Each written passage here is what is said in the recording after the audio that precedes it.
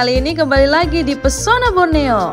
Nah, buat Tribuners warga Kota Balikpapan pasti sudah tidak asing lagi nih dengan kawasan wisata pendidikan lingkungan hidup atau yang kita singkat dengan KWPLH atau yang dikenal sebagai Pusat Beruang Madu yang merupakan fasilitas pendidikan lingkungan hidup yang terletak di Jalan Soekarno-Hatta kilometer 23 Karangjoang, Kecamatan Balikpapan Utara, Kota Balikpapan, Kalimantan Timur.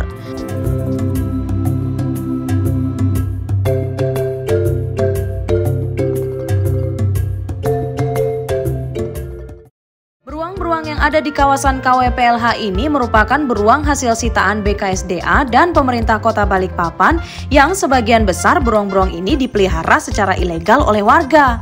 Karena beruang madu ini adalah hewan yang dilindungi dan memerlukan tempat serta habitat khusus dan tidak memungkinkan bagi mereka untuk tinggal di dalam kerangkeng besi, maka di kawasan KWPLH ini dibangun nih sebuah enclosure alami seluas 1,3 hektar yang sudah disesuaikan dengan habitat alami beruang madu yang ada di sini. Sehingga nih Tribuners mereka masih bisa melakukan berbagai kegiatan alami mereka di alam liar seperti memanjat pohon, menggali tanah, mengupas kayu, dan juga lain-lainnya.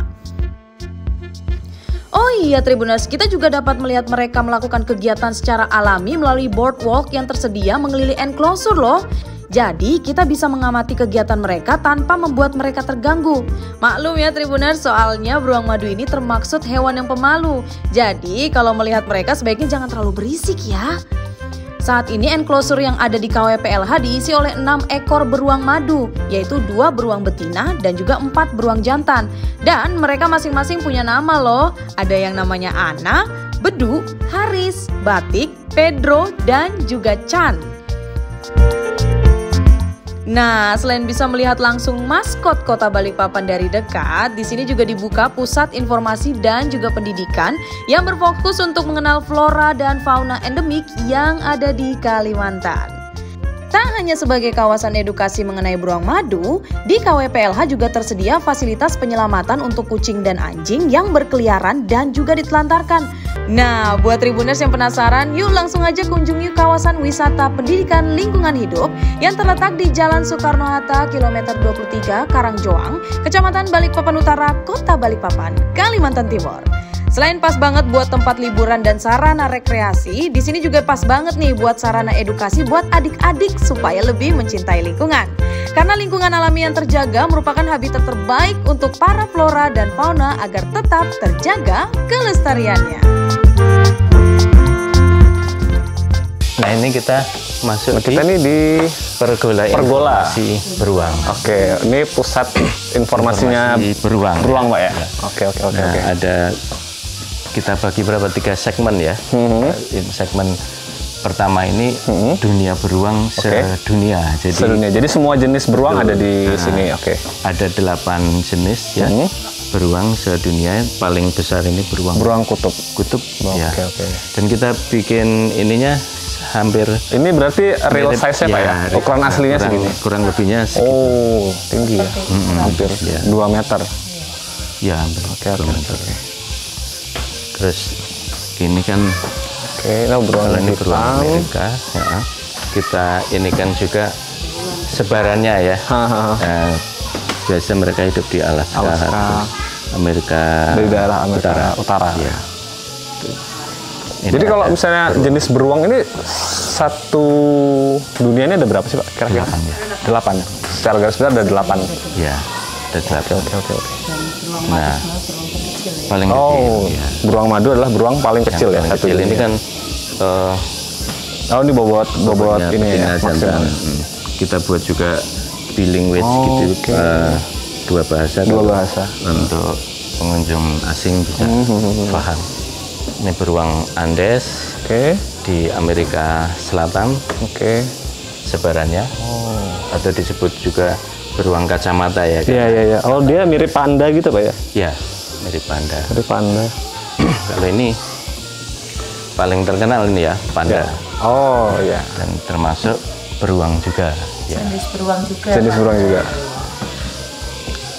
Kalau ini beruang coklat, sebarannya di Eropa Utara, Rusia sampai Swedia gitu. Ini kalau grizzly. apa namanya? Iya. Oh, Masya and the Bear. masih ada bear. Ini beruangnya. Kalau ini beruang slot di India. Keunikannya dia kalau gendong anaknya seperti itu. Oh, Kalau beruang madu di samping aja. iya kan mirip fukang Pak ya? Cara Ini ini. ya, cara ini megang atau Megang bawa anaknya ya. Nah, kemudian ini Selotir. beruang hitam Asia atau beruang madu juga masuk ini ya. Oh, beruang madu termasuk jenis ini ya? Iya. Beruang hitam Asia. Di 8 jenis. Baru sekarang kita masuk di segmen khusus Kedua. tentang beruang madu. Oke. Ya. Nah, biasanya pengunjung itu fokusnya hanya ke enclosure-nya saja. Yang jarang mau yang kesini masuk Pak ya? ke sini, padahal di sini padahal di sini banyak pengetahuan gitu ya, yang kita bisa pelajari dari apa namanya display ini. Nah, beruang mereka makan serangga juga Pak ya ya? makan, makanya beruang madu ini istilahnya Termasuk omnivora. Oke. omnivora. Oh, ini Sebarannya peta di penyebarannya Asia Tenggara. Asia ya. Tenggara. Dan di Indonesia hanya di Sumatera dan Kalimantan. Di Jawa tidak ditemukan, Sulawesi tidak ditemukan, gitu. Ya ini. Oh ya, imut-imut ya. kurang lebih 100. Oh, 100 sampai 10 cm. Termasuk yang paling kecil Paling ya? kecil di dunia dibanding beruang-beruang. Misalnya paling gede kan tadi beruang kutub ya. Beruang kutub. Dan populasi beruang madu saat ini di Kalimantan Sudah kalau jumlah fixnya kita tidak tahu ya, karena belum ada penelitian tentang itu. Betul. Tetapi kalau kita perkirakan di hutan lindung Sungai Wen saja, mungkin ada sekitar 60-an lah. 60-an ekor ya? Ekor, kurang lebihnya. Karena kita juga belum pernah mendata secara rinci. menghitung, secara apa saintisnya gitu. Tapi untuk perkembangan biakan mereka itu termasuk sulit nggak sih Pak? Kalau itu sampai berapa tahun ya untuk bisa? 10 tahun sudah bisa. Oh, di atas 10 tahun sudah bisa dewasa. Oke. Nah, terus tapi sekali melahirkan itu Satu. Jadi Hanya satu. masa hamilnya itu hanya 3 bulan. Oh, cepat ya? Hamil 3 bulan, habis itu melahirkan. Dan hanya satu. Sampai 3 tahun baru mau dekat lagi dengan ibu. Oh, jadi Melahirkan hanya satu.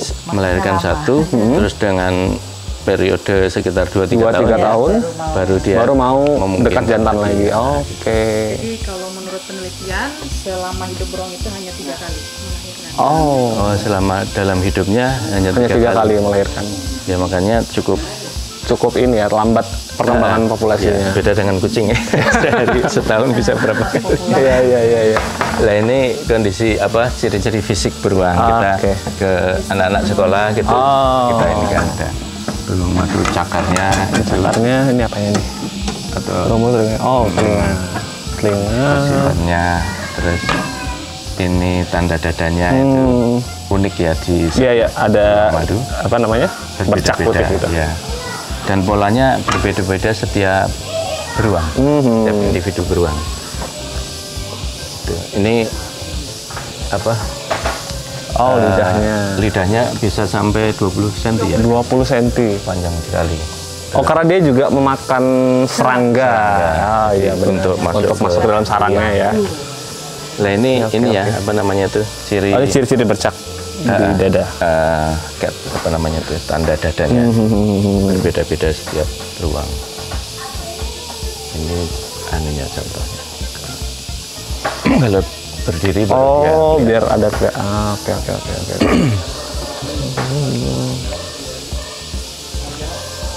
Sebenarnya sangat komplit Pak ya kalau misalnya mau mengetahui tentang beruang. Mau tentang studi tentang beruang. Iya.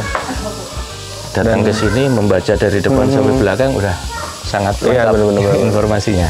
Dan ini juga hasil penelitian ya. Jadi macam ini kan ada foto ada ketika masih diteliti. Adik kasih apa sih tracker gitu ya. Nanti di sebelah sana ada contohnya. Ini tingkah laku beruang kalau di hutan ya. Dia mencakar-cakar apa namanya ini kayu yang untuk busuk mencari dari larva atau rayap ya, atau ya. serangga gitu. Itu makanan utama beruang madu. Nah kalau ini di dalamnya apa namanya, contoh serangga yang dia makan. Oh ini yang dia makan biasanya ya? Gitu. Oke. Jadi sebenarnya beruang madu ini lebih banyak makan serangga atau buah-buahan ya? Mungkin serangganya untuk anak aja. Mereka lebih makan serangga. Lagi banyak. Oh makan serangga. Kalau di hutan lebih banyak makan serangga. Ya karena di sini. Oh ini jenis-jenis buahnya. Buah. Iya. Ini buah-buah di hutan. Oh manggis, ada buah hutan Kalimantan ya. Gitu. Oke. Ini saya banyak yang nggak tahu buahnya nih Pak. Tahunya cempedak nih. Cempedak. Coba mana yang ada? Lain yang kita ya. Lain tahu. Ini cempedak tahu. Kerantungan, bunuh nih. Kerantungan kayaknya pernah lihat deh. Iya ini banyak yang. Iya nih. Durian. Jenis durian. Kebanyakan nih jenis-jenis durian. Ya, rotan, buah rotan. Buah akar, buah lahu. Durian, selai, kerantungan tuh mirip-mirip. Oh mirip sama durian. Buah gesing. Ya, saya banyak yang nggak tahu. Saya tahu cuma 2 di sini. Selai sama durian. Nah ini kelulut juga termasuk yang dia sukai. Favorit ya. Favorit. Oh, apa? Lebah-lebah kecil itu ya? Iya, Trigona hitama. Trigona hitama nama latinnya. Lalat? Ya, ada ini ya. Tadi kita di depan situ ada sebenarnya. Oh ada ya? Oh ada, ya. Trigona hitama. Ini beberapa contoh buah di hutan. Oh. Biji ulin tahu? Biji ulin yang mana? Mantul. Ada nggak di situ? Ada. Ini biji ulin. Oh ini biji ulin. Oh ini. Kan kita sering dengar ya pohon ulin. Iya. Bijinya itu keras sekali. Terus ke sini, ini salah satu fungsi beruang madu, enggak cuma beruang madu sebenarnya, tapi sebagai penyebar biji ya. Jadi dari durian, kemudian dia makan, bijinya kan juga termakan. Tapi nanti dia akan buang kotoran, bijinya bisa tidak tercerna. Ya, tidak tercerna, akan tumbuh lagi. Betul. Tumbuh, kemudian jadi pohon. Nah, dia jadi buah lagi, nanti dimakan lagi. Jadi dan dia makan di sini, mungkin jalan baru keluar bijinya di mana, di situ akan tumbuh. Sehingga salah satu fungsinya itu penyebaran tanaman. Iya. Nah kalau areal jelajah dari beruang madunya sendiri nih Pak, di dalam tuh berapa? Kalau di hutan? Kalau di hutan normalnya kalau 1 ekor beruang 1.000 sampai 1.500. 1.000 sampai 1.500 hektar areal jelajahnya. Oh. 1 ekor. Ya. Nah ini kalau untuk luas sekali. Belajar kita biasa juga ada setelah dari depan ya. Ada kuis di sini. Beruang madu penting dalam ekologi hutan karena bisa coba. Gimana nih? Udah takut salah. Beruang madu penting dalam ekologi hutan karena menyebar biji, penggali lubang atau pemanjat pohon. Oke, bisa dipencet nih? Ya, pencet. Oh, mungkin namanya. Ya betul, ini nggak nyala di pas. Beruang madu adalah binatang omnivora. Setiap tanda dada beruang madu adalah apa nih ya? Unik, seragam atau bulat deh. Yang di sini yang. Di sini. Betul. Beruang madu adalah satwa yang pandai manjat pohon. Wah, 100. Itu semua. Pintar saya. Nah, sekarang kehidupan sosial beruang madu. Ini tadi yang ditanyakan kan? Iya. Apa tadi? Kenapa enggak? Kenapa ini apa namanya tadi Pak? Jembatannya ya? Jembatan, terus juga tidak muter. Apa namanya ini? berkembang biak ya. Ini kalau di alam liar itu dia biasa membuat gua gitu ya untuk menyembunyikan anaknya. Nah ini kita simulasikan seperti ini. Nah itu dia sembunyikan anaknya. Jadi anaknya itu ada di dalam ujung kayu. Gitu. Seperti itu. Jadi ini adanya apa? Simulasinya. Menarik sekali ya. Ada. Nah kalau di dalam enclosure nggak memungkinkan untuk lihat.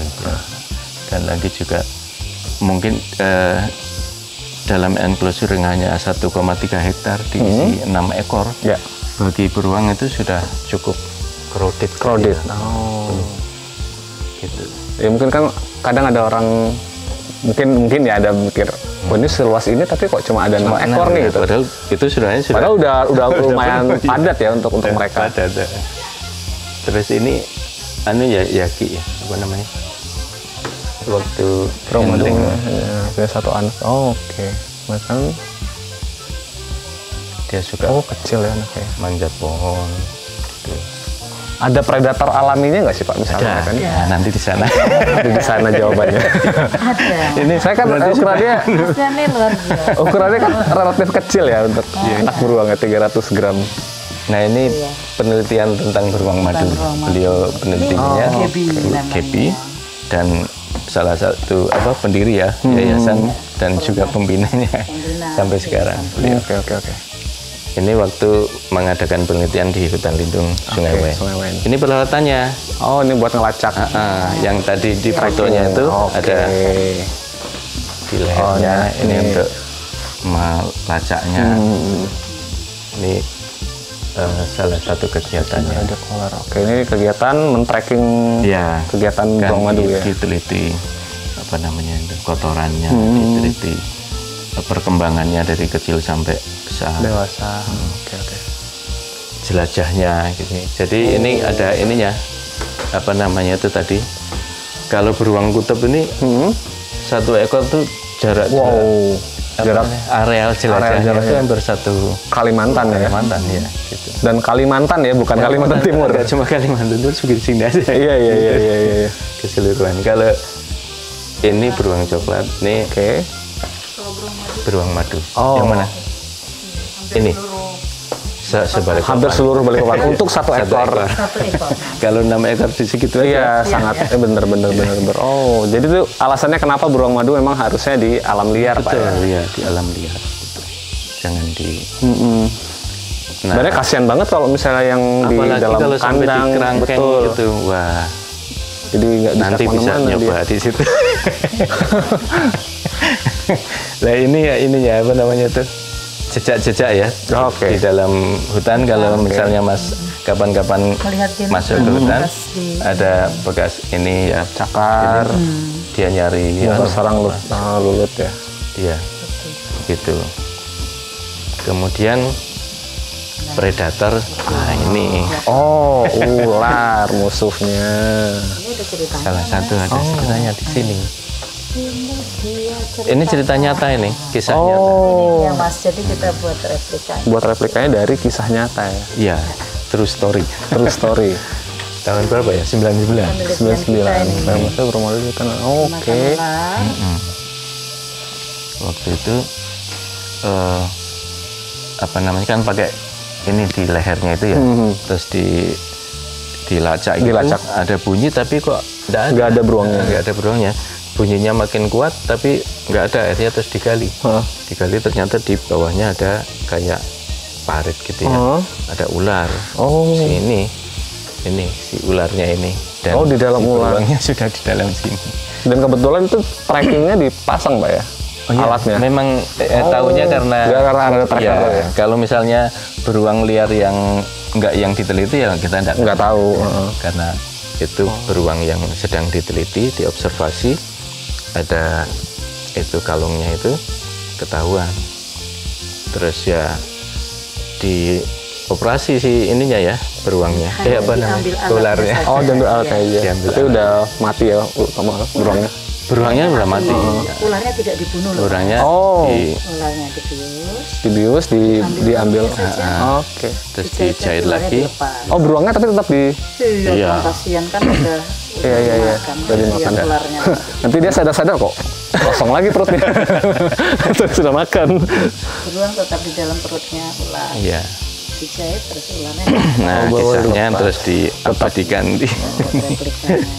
Iya. Jadi ini memang betul terjadi gitu. Dan kemungkinan juga terjadi juga yang di luar pengamatan kita.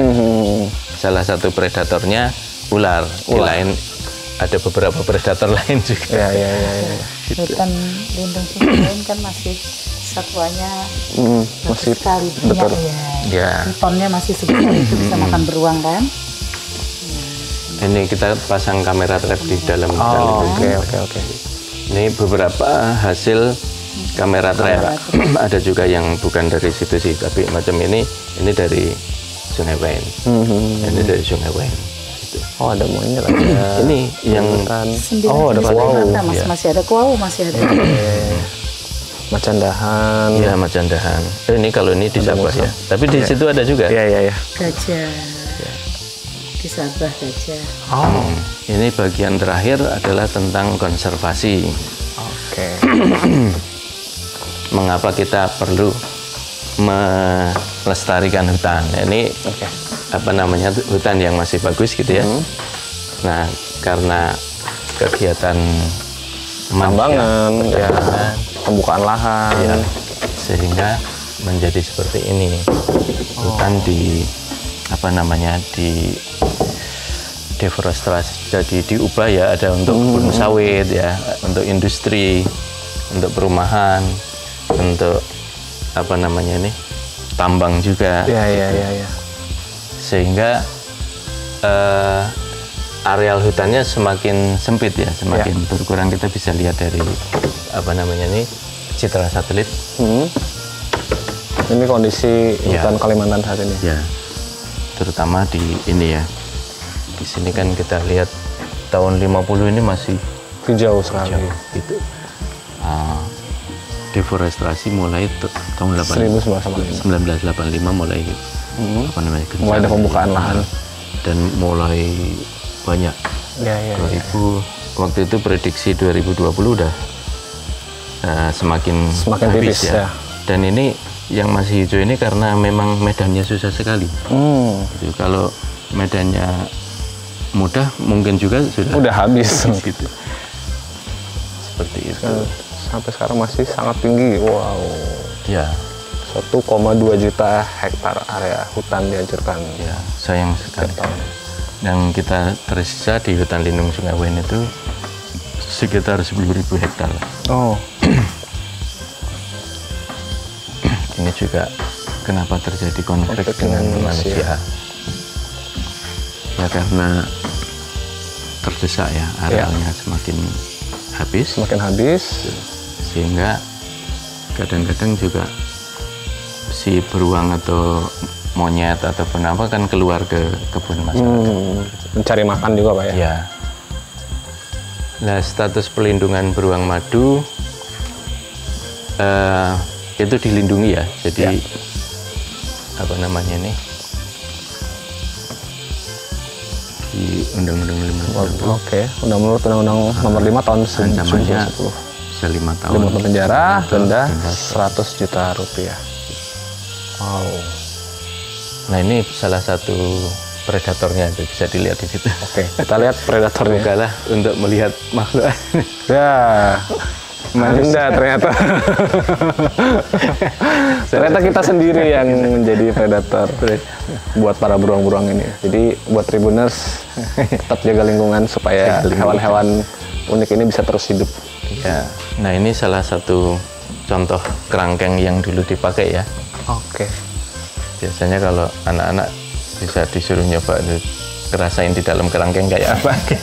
Sempit sekali. Sekalian peluang di dalam situ. Tapi secara sosial nih Pak, beruang madu ini termasuk individual atau dia individu kelompok? ya? Kelompok individu. Oh, dan dia soliter gitu ya. Jadi dia tidak hidup berkelompok. Beda dengan apa makaka ya, monyet itu berkelompok. Kalau beruang madu soliter ya. Itu berarti misalnya mereka punya anak gitu, berarti nanti di umur tertentu sampai 2 tahun ya, sekitar 2 tahun akan bersama induknya. Setelah itu pisah. Oke. Termasuk hewan yang sendiri ya, soliter. Ya, soliter. Nah ini bagian ini ada apa lagi nih Pak? Penetapan sebagai maskot Kota Balikpapan ya. Terus ini tentang hutan lindung Sungai Wen, mungkin kapan-kapan bisa datang ke sana. Ya, siap. Terus ada kuis lagi kalau mau nyoba. Oke, coba lagi kuis. Mau nyoba. Boleh. Beruang madu biasanya punya 1 anak yang hidup dengan induknya selama kan baru tadi ya kasih tahu. Oh, udah mati dia. Wilayah jelajah beruang madu seluas. Nah, berapa tadi ya? Hektar-hektar. 3 deh. Salah. Coba betul. 500 sampai 1000 hektar. Ancaman apa yang terbesar bagi beruang madu? Masih. Kurungan maksimal untuk ini memelihara secara ilegal 5 tahun. Oke. Tuh, jadi teman-teman Tribuners kalau datang ke kawasan KWPLH Beruang Madu, jangan cuma ngeliat beruang madunya aja nih, tapi juga harus datang ke sini karena di sini banyak banget informasi-informasi mengenai beruang madu, terus juga beruang yang lain-lainnya juga ada dan sangat edukatif sebenarnya. Nah, sekarang kita lihat ke kucing ya. Oh, ada rumah kucing. Rumah apa namanya nih? Enclosure kucing. Oke. Di belakang sana. Nah, kalau untuk kucing sendiri nih Pak, ini kucing-kucingnya dari mana sih Pak sebenarnya? Kalau awalnya sih sebenarnya kucing-kucing liar di sekitar sini, karena ini kawasan pendidikan lingkungan hidup. Kalau kita lihat kucing berkeliaran terus kayak nggak terawat gitu kan? Ya. Seperti kontradiktif ya. Jadi kita piara dengan baik, dengan harapan diambil oleh para pengunjung untuk diadopsi. Berarti open adopsi Pak ya untuk di sini? Betul, open adopsi. Bahkan tiap weekend itu kita pasang display di depan sana, ada namanya rumah kucing. Itu kucing-kucing yang siap diadopsi. Nanti di bagian akhir nanti kita ke sana. Oke. Kembali ke soal beruang madu tadi ya. Setelah terbangun enclosure yang bagus gitu ya.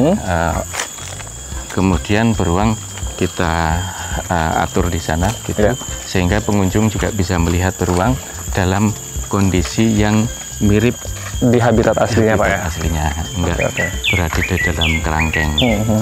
Nah, ini untuk menunjukkan kepada masyarakat gitu, bahwa namanya hewan liar, enggak cuma beruang, ini diwakili oleh beruang gitu ya. Mau itu owa-owa atau orang utan atau apapun, seharusnya kita memang adanya di alam liar, jangan di kerangkeng gitu. Dan ada ketentuan khusus nggak Pak kalau misalnya ada pengunjung yang mau melihat enclosure di beruang madu? Maksudnya nggak boleh ngapain kah gitu? Kalau itu sebelum naik boardwalk itu biasa ada briefing. Ada briefing dulu. Kalau misalnya sebelum naik itu saya tahu peraturannya kayak nggak boleh berisik, terus nggak boleh bawa makanan sama minuman, nggak boleh merokok. Kalau motret juga harus kalau misalnya shutternya, flashnya dimatikan. Gitu. Nggak boleh manggil-manggil gitu. Kalau ada namanya misalnya, si bedu. Karena itu ini ya, karena ya balik lagi tadi kan mereka introvert ya kayaknya. Introvert. Pemalu dan cenderung memang menyendiri sukanya. Suka menyendiri. Nah, di sini istilahnya kita sebut klinik lah gitu ya. Tapi untuk internal aja. Internal saja. Tidak menerima dari luar. Jadi karena kita kucingnya aja ratusan ya, 100. Ini ada Dokter Ida. Dokter Ida. Dokter Ida ini dokter kita. Dokter untuk hewannya. Halo, dari Tribun. Wahyu dari Tribun. Iya, jadi Dokter Ida yang bertanggung jawab untuk ini ya, merawat. Ya, kesehatan dibantu 4 staff. 4 staff yang lain. 3 staff beruang. Ya, gitu. Jadi ada 7 staff sama 1 dokter. Nah, biasanya kegiatan gimana? Dokter Ida? Yang Kalau misalnya kegiatan rutin pengobatan kita biasanya pagi dan sore itu waktu teman-teman panggil kucing untuk makan. Jadi waktu mereka ngumpul di situ juga kita cek kesehatan. Oh. Berarti perawatan berkalanya berapa kali? kalau obat cacing tiap hari. Oh, ada Untuk tiap hari. perawatan lain seperti pemberian obat cacing kita rutin per 3 bulan. Oh, per 3 bulan. Terus untuk vaksin kita ikutin schedule tiap kucing. Oh, Jadi kan ada tiap schedule. mereka datang ada vaksinnya, terus diulang setahun. Itu kan beda-beda biasanya. Tuh. jadi Ini ada kucingnya gemuk-gemuk ya di sini ya. Iya. Ini gemuk sekali. Hei. Nah ini bisa diadopsi ya? Bisa Dokter Ida? diadopsi. Untuk karakter yang kita bilang masih gampang adaptasi ke orang masih bisa kita adopsikan. Oh, oke. Karakter kucing yang mungkin dia nggak bisa nggak bisa dekat dengan orang, nggak bisa disentuh, itu biasanya kita tidak dulu. Gitu. Oh, oke. Dan syarat adopsinya apa nih? Syarat adopsi yang pertama pastikan memang satu keluarga itu sayang dengan kucing. Yang kedua datang ke kawasan atau datang ke sini, kita kasih waktu untuk melihat mana yang mereka suka, karakter orang dan kucingnya juga harus kita perhatikan. Mau ikut? Ya. Kemudian ada Dia manjat dong. Cakar ada dulu. sedikit kuesioner kita. Oke. Jadi untuk paham betul apakah orang ini betul-betul ingin adopsi atau tidak, ada perjanjian juga begitu. Oke. Karena kita menjaga jangan sampai kucing yang diadopsi kemudian terlantar. Betul sekali. Kan udah dirawat di sini baik-baik ya. Iya, Pak. Saat dia telantar lagi dianya. Berarti tapi kucing-kucing ini berarti menyebar gitu aja Pak ya di kawasan sini. Menyebar ya? Menyebar aja berarti Mbak ya? Iya, menyebar. Enggak di malam nggak di kandang gitu ya? Apa yang harus kita kurung kalau malam Mas? Oh. Kucing-kucing yang kita bilang datang dalam kondisi cacat, nggak mungkin kita lepas kalau malam. Ataupun kucing yang di sini ada yang kakinya 3, ada yang matanya hanya 1. Jadi beberapa kucing harus kita kurung kalau malam. Atau kucing yang baru dari karantina, kucing baru. Jadi mereka masih adaptasi, kita taruh dulu di enclosure untuk berapa bulan. Kalau mereka sudah oke, baru bisa dilepas ya. Seperti yang di luar. Ini kucing yang baru datang di sini ya? Gini. Nah ini untuk tempat ngasih makan.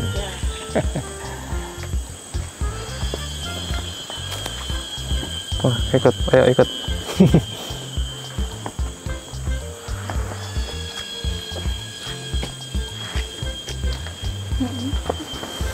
Biasa kalau ada orang mereka suka nempel. Entah dibawa pulang mungkin. Sayang. Di sini. Pas berkumpul. Wow. Ya. Master point ya. Master point-nya kucing. Biasanya kalau ngasih makan pagi sore di sini ya, Dokter Ida.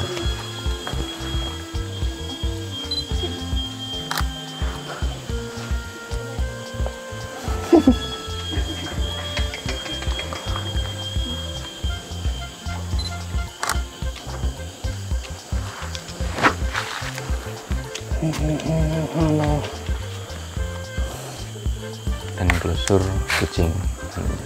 Judulnya. Kalau kucingnya sendiri, kebanyakan kucing apa nih Pak Ras? Lokal ya. Kucing lokal. Kita bilang kucing domestik ya. Kucing domestik ya. Kampung. Kucing kampung. Tapi ada beberapa yang kayak gini. Ini kucing Oh ini iya ya. Iya. Ada beberapa yang campur. mix ya. Iya, mix. Bulunya agak panjang. Kalau yang lain rata-rata kucing kampung aja. Kucing kampung. Siapa ini namanya? Itu namanya sepia. Sepia. Semua ada namanya Mas. Semua. Oh, iya aku sempat ini sih apa namanya? Lihat di Instagram. Ada ini kan. Semua ada Yang nama. siap diadop. Jadi waktu mereka jam makan, teman-teman fungsinya mereka datang tuh kita absen. Oh, di absen. Jadi kalau misalnya kucing nggak turun, kita harus tahu lokasi mereka biasa Ada di mana. main di mana. Oh, Kita oke cek. oke. Apa sedang sakit kah atau bagaimana yang bisa turun untuk makan. Karena kadang-kadang juga ternyata dimaksa ular. Iya, ada beberapa ya. Di sini kan ada predator alami lah kita bilang. Oke. Ada biawak. Berapa kali ketemu ya ular yang makan kucing. Oh, di sini ada ular liar juga, Pak? Iya. Kalau itu kita tangkap baru-baru juga ya kita tangkap. 2 minggu lalu ada. Oh. Jadi kita tangkap dan rilis ke tempat lain. Ke tempat asli. Jadi begini kehidupan di KWPLH. Ini biasanya orang taunya hanya di beruang madunya saja. Nah di sebelah sana itu yang rumah kucing yang ada rumah kucingnya. Display, Pak ya? Display kalau biasanya libur atau weekend itu kita taruh di sana. Di sebelah situ. Kucing-kucing yang siap diadopsi. Jadi kita bisa lihat ke situ. Ini juga banyak pengetahuan di sini tentang pemeliharaan kucing ya. Nah, kucing sebaiknya diberi makan 2 kali sehari gitu-gitu. Jadi ada apa namanya? Kucing membutuhkan perhatian manusia. Dia seharusnya memiliki tempat tidur. Iya. Terus perlu disisir. Tidak perlu dimandikan sebenarnya. Di sini tidak ada kucing yang dimandikan. Oh gitu. Karena mereka mandi sendiri. Terus itu apa itu toxoplasmosis. Banyak pengetahuan yang bisa kita pelajari. Sebelum untuk mengadopsi kucing juga. Ya di sini biasa kucing-kucing yang siap diadopsi ditaruhnya di sini. Nanti yang misalnya ada pengunjung yang datang. Misalnya biasa keluarga kan ngajak anaknya bisa masuk terus pilih kucing yang mana nih yang cocok nih kira-kira gitu. Nah kalau di sini tentang hewan piaraan yang tadi yang lain. Apakah hewan piaraan itu hewan piaraan adalah hewan domestik yang menjadi kawan gitu. Ya ini menarik sebenarnya. Ini kalau ayam, ada kelinci, kucing, anjing. Mana yang tidak? Oke. Mana hewan yang boleh dipelihara? Sama yang sebaiknya tidak dipelihara ya? Ya gitu. Nah ini fungsinya kawasan pendidikan lingkungan hidup seperti itu. Betul. Jadi mengedukasi masyarakat dan pengunjung yang datang ke sini supaya tahu juga bagaimana memperlakukan hewan dan lingkungannya. Jadi tidak cuma sebenarnya ya bukan cuma sekedar datang lihat beruang pulang gitu. Cuma memang kayaknya terbranded beruang. Iya. Bahkan ada yang nyebut penangkaran beruang. Ya. Betul sekali. Oke, Tribuners, itu tadi jalan-jalan kita bersama Pak Ufang di kawasan wisata pendidikan lingkungan hidup yang ada di kilometer 23. Nah, buat teman-teman Tribuners semua yang mau berkunjung ke sini, disarankan di hari weekend, Pak ya? Kalau hari boleh. Hari biasa boleh. Kalau mau lebih santai. Jamnya jam 9 pagi atau jam 3 sore. 3 sore. Itu waktu yang baik, yang tepat ya. Walaupun di luar waktu itu juga silakan saja. Iya. Nah, kalau weekend dan hari libur biasanya lebih banyak pengunjung, kemudian ada kucing yang siap diadopsi di belakang sini. Gitu. Kalau hari-hari biasa gini, hari kerja, kita memang nggak tempatkan kucing-kucing di sini. Nah, jadi Tribuners yang mau mengadopsi kucing nih bisa datang ke KWPLH di kilometer 23 tiap hari Sabtu dan Minggu, Pak ya. Nanti akan ada display di belakang kita ini, ada rumah kucing yang nanti di situ Tribuners bisa pilih-pilih nih kira-kira kucing mana yang cocok buat Tribuners buat diadopsi, karena di sini kucing-kucingnya udah bersih, udah divaksin dan udah terawat sekali, Pak ya. Jadi nanti tinggal dibawa pulang dan jangan lupa kalau udah dibuang disayang ya kucingnya. Jangan ditelantarin. Oke, mungkin Tribuners itu dulu Pesona Borneo kita hari ini. Kita ketemu lagi di Pesona Borneo selanjutnya. Terima kasih. Terima kasih banyak. Terima kasih. Pak Ufang. Terima kasih.